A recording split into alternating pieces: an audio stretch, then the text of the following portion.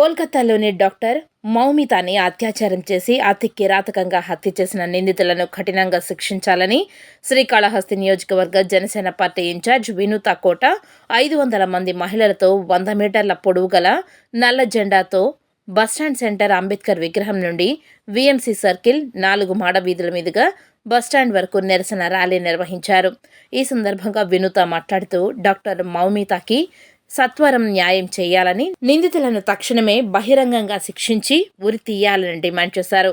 మహిళలపై అఘాయిత్యాలు రోజురోజుకి పెరిగిపోతున్నాయని, అఘాయిత్యాలు చేయాలనే ఆలోచన రావాలంటేనే భయపడే విధంగా బలమైన చట్టాలు తెచ్చి బహిరంగంగా శిక్షలు వేయాలని, ప్రతిసారి అఘాయిత్యాలు జరిగినప్పుడు కొన్ని రోజులు నిరసన చేస్తాం, నామమాత్రంగా అరెస్టు చేస్తాం, కానీ అఘాయిత్యాలు పెరిగిపోతూనే ఉన్నాయని, ఎన్నో విప్లవాత్మక చట్టాలు తెచ్చినా గౌరవ ప్రధాని మహిళలపై అఘాయిత్యాల విషయంలో బలమైన చట్టాలు తేవాలని కోరారు.